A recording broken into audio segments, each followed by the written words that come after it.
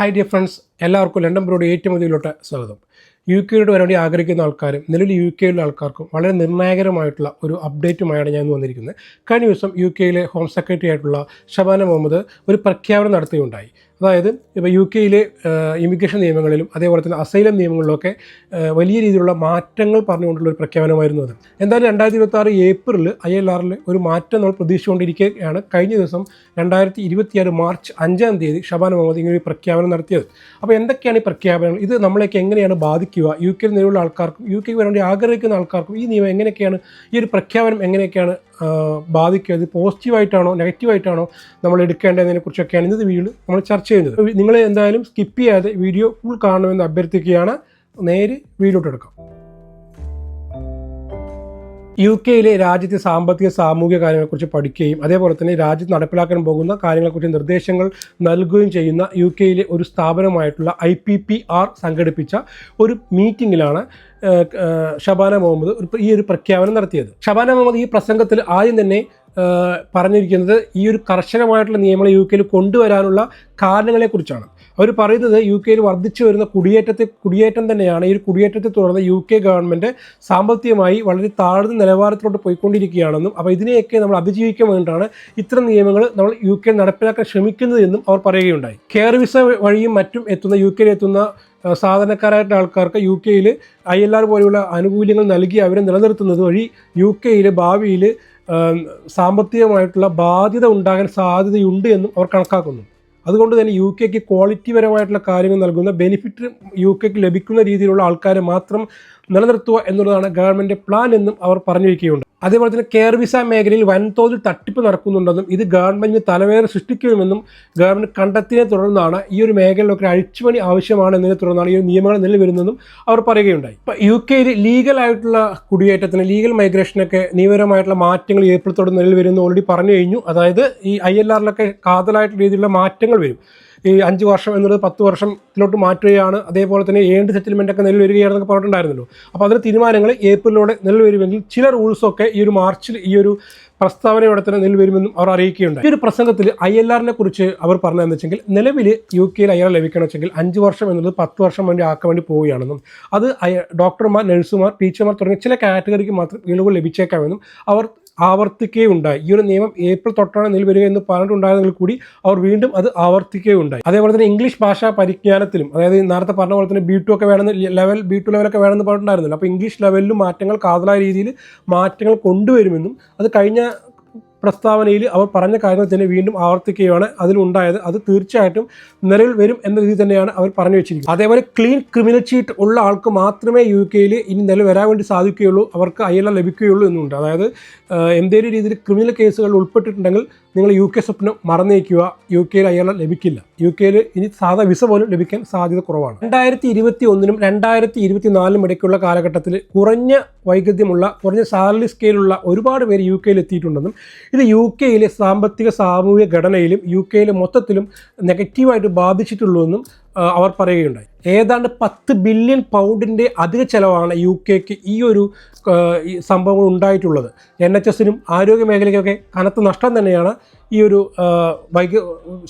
താരതമ്യേന വൈഗദ്ധ്യം കുറഞ്ഞ ആൾക്കാർ യുകെയിൽ വരുന്നത് കൊണ്ട് യുകെക്ക് ഉണ്ടായിട്ടുള്ളത്. അപ്പോൾ ഇതിനെതിരെ ശക്തമായ രീതിയിലുള്ള നടപടികൾ ഉണ്ടാകും. അതുകൊണ്ട് തന്നെയാണ് ഈ നിയമങ്ങൾ നിലവിൽ വരാൻ വേണ്ടി പോകുന്നതെന്നും അവർ പറഞ്ഞു. അതേപോലെ അഭയാർത്ഥി നിയമങ്ങൾ ഒരുപാട് മാറ്റങ്ങൾ വരുത്തുന്നു പറയണ്ട. അതായത് കടൽ കടന്ന് വരുന്ന യുകെയിലേക്ക് കഴിഞ്ഞ പല വീഡിയോസ് നമ്മൾ പറഞ്ഞിട്ടുണ്ട്. യുകെയിൽ ഈ പറഞ്ഞ പോലെ ബോട്ട് പല ചാനൽ വഴിയൊക്കെ ബോട്ട് മുഖേനയൊക്കെ കള്ളത്തരത്തിൽ വരുന്ന ആൾക്കാരുണ്ട്. അപ്പോൾ ഇത് മൂലമാണ് യുകെയിൽ അനധികൃതമായ കുടിയേറ്റങ്ങൾ കൂടിക്കൊണ്ടിരിക്കുന്നത് കൊണ്ട് തന്നെ യുകെയിൽ ഒരുപാട് പ്രശ്നങ്ങളൊക്കെ വന്നുകൊണ്ടിരിക്കുന്നത്. അപ്പോൾ ഇതിനെതിരെ കടുത്ത നടപടികളാണ് UK ഗവൺമെൻറ് എടുക്കാൻ ആലോചിക്കുന്നത്. ഈ പുതിയ നിയമങ്ങളിൽ ആ അപ്ഡേറ്റും ഉണ്ടായിരിക്കും എന്നും അവർ പറയുകയുണ്ട്. അപ്പോൾ അനധികൃതമായി കടൽ കടന്നവർക്ക് വിസ ലഭിക്കുന്നതും അതേപോലെ അവർക്ക് സപ്പോർട്ട് കൊടുക്കുന്ന കാര്യങ്ങളൊക്കെ ഇനി കുറയ്ക്കുമെന്നും അത് മുൻപ് 5 വർഷം വരെ വിസ കൊടുത്തിരുന്ന ഒരു സംഭവം ഉണ്ടായിരുന്നു, അത് ഇനി ഉണ്ടാകില്ല. സാഹചര്യം പരിശോധിച്ച് 2.5 വർഷം വരേക്കും താമസാനുമതി നൽകുകയും അതിനുശേഷം അവരുടെ രാജ്യം അനുകൂലമാണെന്ന് കണ്ടാൽ ആ രാജ്യത്തിലോട്ട് അയക്കുകയും ചെയ്യുന്നുള്ളതാണ്. കാരണം ഈ യുകെയിലോട്ട് വരുന്ന പല ആൾക്കാരും തങ്ങളുടെ രാജ്യത്തിൻ്റെ ദരിദ്രാവസ്ഥയൊക്കെ പറഞ്ഞാണ് വരുന്നത്. ഇറാഖിൽ നിന്നും അങ്ങനെ പല രാജ്യങ്ങളിൽ നിന്നൊക്കെ യുകെയിലോട്ട് ഇതേപോലെ കടൽ മാർഗ്ഗം വരുന്ന ആൾക്കാരുണ്ട്.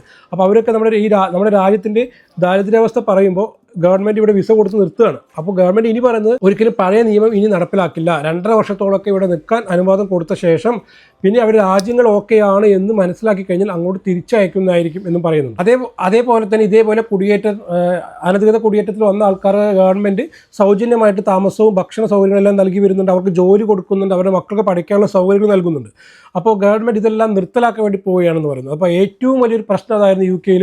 റിഫോം പാർട്ടി പോലെയുള്ള പാർട്ടികളും മറ്റു പല ആൾക്കാരും ദേശീയത ഉയർത്തിപ്പിടിക്കാനുള്ള പ്രധാനപ്പെട്ട കാരണം ഇതേപോലെ അനധികൃതമായി വന്ന യു കെയിൽ വന്ന ആൾക്കാർക്ക് ഉള്ള ഫുൾ സപ്പോർട്ട് ഗവൺമെൻറ് നൽകുന്നതിലൂടെ ഇനിയും കൂടുതൽ പേര് അനധികൃതമായിട്ട് ബോട്ട് വഴിയൊക്കെ വരാനുള്ള സാധ്യത കൂടുന്നു. അത് അവർക്കൊരു അനുകൂല ഘടകമാണ് എന്ന് മാത്രമല്ല യു കെയിൽ നിന്നിൽ വർക്ക് ചെയ്യുന്ന ആൾക്കാരുടെ നികുതി പണം എടുത്താൽ അവർക്ക് ഹെൽപ്പ് ചെയ്യുന്നതുകൊണ്ട് തന്നെ അതിനെതിരെയുള്ള പ്രതിഷേധങ്ങൾ ഉയർന്നു വന്നിട്ടുണ്ടായിരുന്നു. അപ്പോൾ പുതിയ ഒരു ഇന്നലത്തെ പ്രഖ്യാപനത്തിൽ ഹോം സെക്രട്ടറി പറഞ്ഞു വയ്ക്കുന്നത് ഇനി അത്തരം സപ്പോർട്ടുകളോ സാമ്പത്തിക സഹകരണങ്ങളോ അവർക്ക് ഉണ്ടാകില്ല എന്ന് തന്നെയാണ്. നാട് കടത്തലിനെ കുറിച്ച് പറഞ്ഞിട്ടുണ്ട്. നാട് കടത്തൽ സാമ്പത്തിക സഹായങ്ങളും, അതായത് ഷബാന മുഹമ്മദ് വ്യക്തമായി പറയുന്നുണ്ട് യു കെയിൽ വന്ന് ഇതേപോലെ അനധികൃത കുടിയേറ്റത്തിൽ വന്ന ആൾക്കാർ തിരിച്ചു പോവുകയാണെങ്കിൽ, സ്വമേധയാ അവർ പോവുകയാണെങ്കിൽ ഒരാൾക്ക് 10,000 പൗണ്ട് വെച്ച്, ഒരു കുടുംബത്തിൽ മാക്സിമം 40,000 പൗണ്ട് വരേക്കും ധനസഹായം നൽകാൻ ഗവൺമെൻറ് തയ്യാറാണ്. അതായത് സ്വമേധയാ പോകുന്ന ആൾക്കാരെ കാര്യമായിട്ട് പറയുന്നത്. ഹോട്ടലുകൾ ഇവരെ താമസിപ്പിച്ച് ഇവർക്ക് താമസ സൗകര്യവും ഭക്ഷണവും നൽകുന്നതിന്, ജോലിയും എല്ലാം നൽകുന്നതിനേക്കാളും ഏറ്റവും ബെറ്റർ ഇതാണെന്ന് ഗവൺമെൻറ് കരുതുന്നു. അതുകൊണ്ട് തന്നെ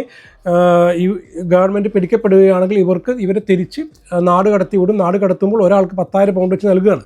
അപ്പോൾ ഇവിടെ സൗകര്യങ്ങൾ കൊടുക്കുന്നതിനേക്കാൾ ലാഭകരം അതാണ് എന്നാണ് ഗവൺമെൻറ് കരുതുന്നത്. അതുകൊണ്ട് തന്നെ അത് നിരസിക്കുന്ന ആൾക്കാർ, അപ്പോൾ ഇനി അങ്ങനെ പുറത്തു പോകാൻ വേണ്ടി നിരസിക്കുന്ന ആൾക്കാരുണ്ടെങ്കിൽ അവർക്കെതിരെ കർശന നടപടികൾ സ്വീകരിക്കും. അതേപോലെ തന്നെ ചില രാജ്യങ്ങളിലുള്ള വിസ റൂട്ടുകൾ താൽക്കാലികമായി നിർത്തിവെക്കാൻ നിർബന്ധിതരാവുകയാണ് എന്നും ഹോം സെക്രട്ടറി വ്യക്തമാക്കുകയുണ്ടായി. ഓൾറെഡി പാകിസ്ഥാനിൽ നിന്നുള്ള ആൾക്കാർക്ക് വിസ കൊടുക്കണോ വേണ്ടയോ എന്ന് ചിന്തിക്കുകയാണെന്ന് പറഞ്ഞിട്ടുണ്ടായിരുന്നു. പുതിയ പ്രഖ്യാപനത്തിൽ അഫ്ഗാനിസ്ഥാൻ, കാമറൂൺ, മ്യാൻമാർ, സുഡാൻ തുടങ്ങിയ രാജ്യങ്ങളിൽ നിന്നുള്ള ആൾക്കാർക്ക് വിസ കൊടുക്കില്ല എന്ന് തന്നെ എടുത്തു പറഞ്ഞിട്ടുണ്ട്. കൂടാതെ നിക്കാറാഗ്വ, സെന്റ് ലൂസിയ തുടങ്ങിയ കുറച്ച് രാജ്യങ്ങൾക്ക് യു കെയിൽ വരാൻ വേണ്ടി വിസ ആവശ്യമില്ലാത്ത കുറച്ച് രാജ്യങ്ങളുണ്ടായിരുന്നു. അവർക്കൊക്കെ വിസ നിർബന്ധമാക്കുമെന്നും പുതിയ പ്രഖ്യാപനത്തിൽ പറഞ്ഞിട്ടുണ്ട്. ചുരുക്കത്തിൽ ഫെയർ ബട്ട് ഫേം എന്ന് പറയാൻ പറ്റുന്ന രീതിയിൽ, അതായത് നീതിയുക്തവും എന്നാൽ കർശനവുമായിട്ടുള്ള രീതിയിലുള്ള കുടിയേറ്റ നിയമമാണ് കഴിഞ്ഞ ദിവസം പ്രഖ്യാപിച്ചിരിക്കുന്നത്. യു കെയുടെ മൂല്യങ്ങളെ സംരക്ഷിക്കാൻ താല്പര്യമുള്ളവർക്കും യു കെക്ക് ക്വാളിറ്റിപരമായിട്ടുള്ള രീതിയിൽ യു കെയുടെ സാമ്പത്തിക മേഖലയിൽ കോൺട്രിബ്യൂഷൻ നൽകാൻ താല്പര്യമുള്ള ആൾക്കാർക്ക് യു കെക്ക് എപ്പോഴും സ്വാഗതമെന്ന്, യു കെ അവർ വിലമതിക്കുമെന്നും ഹോം സെക്രട്ടറി പറഞ്ഞു വയ്ക്കുകയുണ്ടായി. നിങ്ങളിപ്പോൾ യു കെയിൽ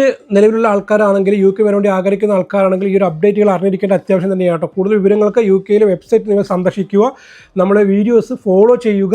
ഏറ്റവും ലേറ്റസ്റ്റ് ആയിട്ടുള്ള അപ്ഡേറ്റുകൾ നമ്മളെ കിട്ടുന്ന മുറയ്ക്ക് നിങ്ങൾക്ക് മുന്നിൽ തരുന്നതായിരിക്കും.